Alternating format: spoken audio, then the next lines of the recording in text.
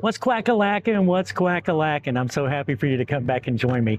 I'm still at McKinnon Park. I just did the video for the Quackers World channel where I did the tour of the McKinnon Historic District. And before I left, I just wanted to sit down and make another video for this channel, just because there's something that I wanted to talk about. And that is the editing software aspect of this. I hope that someone sees this video who is looking for some type of a beginner tutorial on how to use OpenShot. Maybe they're encountering some of the same problems that I encountered, and that they are looking for a solution to these problems and probably not coming up with anything just as I did. So if you're new to making these videos for YouTube and new to OpenShot, then my story is that I just finished filming my 12th week video. And for the first 10 weeks on my Quackers World channel, I used OpenShot for my video editing software. And I routinely encountered a number of glitches and problems with this software that some of them were routine, minor things that I could just easily overlook and ignore.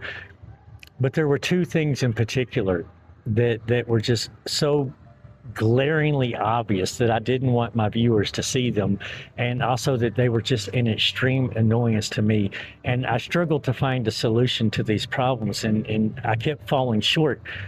And the issue was that these problems literally ruined the videos that I was making. They would ruin either the video portion or the audio portion, depending on which glitch it was. And I'll tell you about both of these and show you examples of them. But they ruined the videos, and the only way that I could work around it would be to cut the clips shorter than what I wanted to cut them. And that really bothered me because I felt like I was losing part of the story in that transition. So, and in fact, I did lose part of the story in a couple of my videos. I left very important part of the stories got cut out and left off of the table because of these glitches that OpenShot was having. So the first one was, there was a video glitch that I wouldn't say I encountered it on every video, but definitely on more than half of my videos, I would encounter this video glitch where the audio would sound fine, but the video was kind of jerky. And it reminded me of, like, if you see a scene in the movie where someone is recalling a memory from the past, and one of the ways the cinematographer will relay to you that this is a memory is they will make it a little bit jerky in the film sequence. And I wasn't trying to do that, but that was the result I was getting, and I couldn't fix it. Let me just stop right here. I'll show you a clip. Because the Great Spirit chose you out of everyone he could choose. He chose for you to deliver this blessing to us today.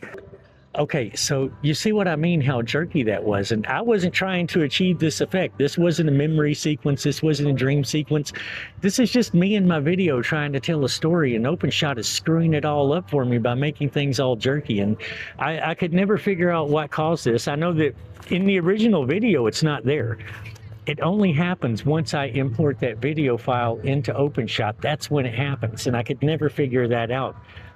And in a couple of my videos, I ended up having to leave those sections in. One was in the Pipestone video. I made the bonus video where I told the story of my dad and the car and everything, and it happened predominantly in that video, and I didn't like it because that was an important story for me to tell, and I felt like this was ruining the video. And then also back during the Devil's Gulch video where I went to the bottom of the gulch, that was the first time I ever saw it, and it was just one quick little section, so I overlooked it. But once it became obvious that this was going to be a repeated ongoing problem, it needed to be something that I addressed. The second one was equally as annoying, and that was a glitch that I was encountering with the audio in OpenShot.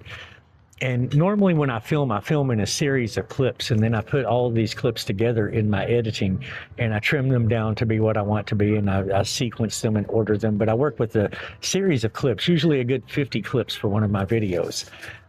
And the problem was the OpenShot on some of these clips, and it seemed to be just random which ones. I could never figure out why it was happening or why this video and clip and not that clip. But what would happen would be at the end of the clip, it would do this audio distortion, this just really annoying, like, Again, let me just insert a clip right here to show you what I'm talking about. So that was an incredible experience, but it got to be a. So do you see how absolutely annoying that is? And that was the number one thing that was causing me to have to cut my clips shorter than I wanted to. And I tried to make a mental effort to overcome this by just adding a few extra seconds to the end of each clip, so that if I did have to cut it out, I was cutting out something I was going to cut out anyway, right? So I tried to make a conscious effort at this, but I failed at that. I just have trouble remembering to add in those few extra seconds. And even if I did remember, why should I have to do that? Why can't the editing software just work the way it's intended to work, and me not have to take shortcuts or roundabouts to overcome these challenges that I'm having with the software? I shouldn't have to. And so after 10 weeks of forcing myself to use OpenShot, and the real reason I did that was because I had become comfortable with it, particularly with the color grading, and I was afraid of having to try to learn a new color grading system on a new software. And so I kept putting it off and giving OpenShots more chances than I should have. But eventually I used OpenShot for 10 weeks, and then on week 11, the thing with the video with the story of my dad in the car, that it was just really the final straw to me. I couldn't take it anymore because I felt that it had ruined a video that was really important for me to make. And I felt like the location that I made that video in was the right location, and I was in the right mood, and it was right after Father's Day, so it was the right time. And I didn't want to have to drive another hour each way to remake this video from scratch in the same spot. That would have just made it a chore. It made it something that, sorry, I kicked my kickstand. Would have made it a chore. It would have made it unenjoyable, and it would have showed in the video. So I just rolled with it, but I decided that's the last video. So last week, week 11, when I went to 1880 Cowboy Town, aka the Buffalo Ridge Ghost Town, that video was the very first one that I edited from start to finish in CapCut. I would like to try DaVinci Resolve because that comes highly recommended, but it also comes with repeated warnings from a variety of people that there's a really steep learning curve, that it's difficult to learn it, but once you learn it, it's the best thing you could possibly work with. But I needed something I could learn quick, so I chose CapCut instead, and I'm working with CapCut. And I have to say that I'm really glad that I went with this option.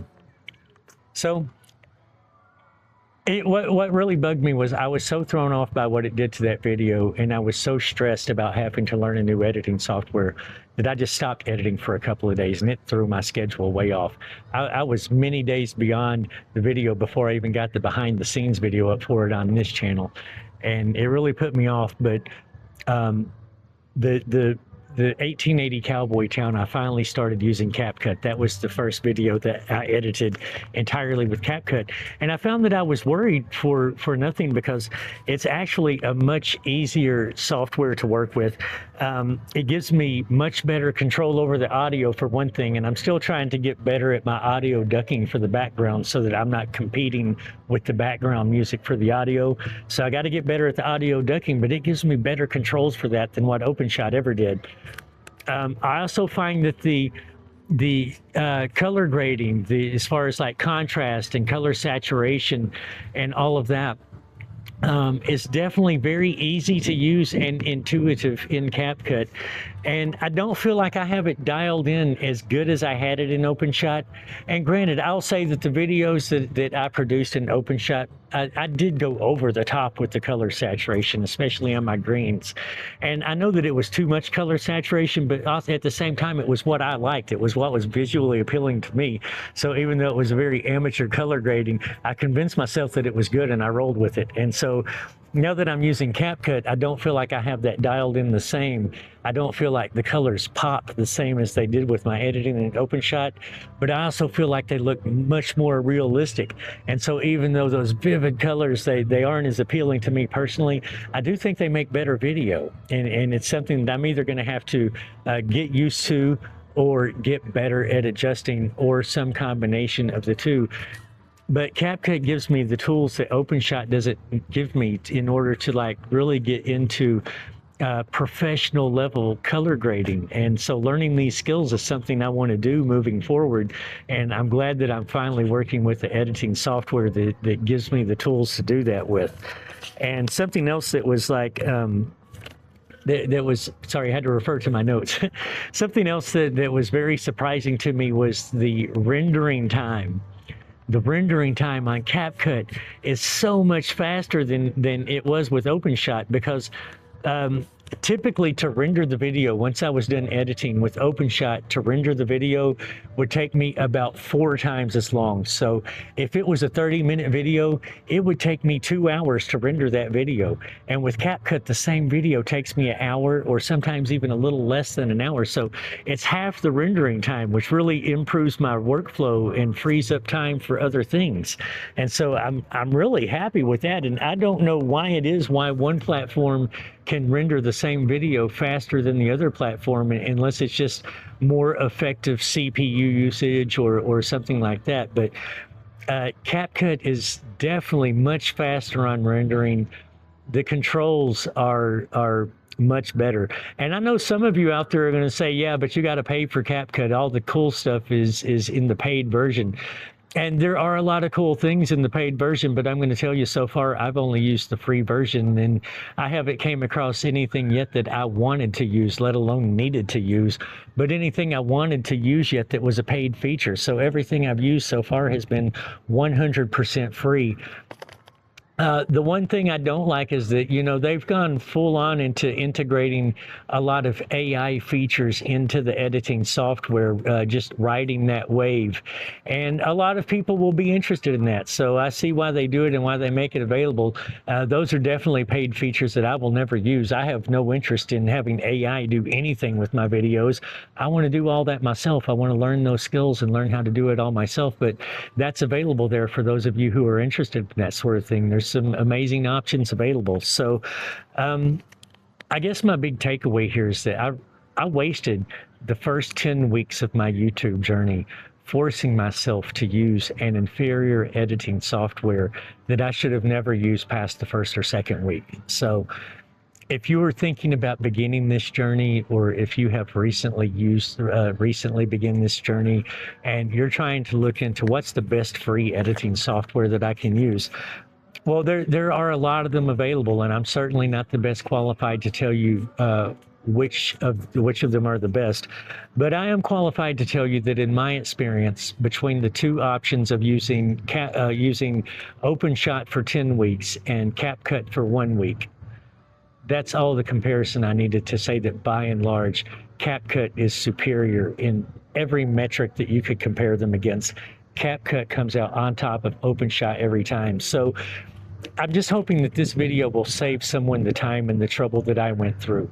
Please just avoid OpenShot. And OpenShot people, don't come in my comments dropping your hate, because all it's going to do is get you blocked and banned.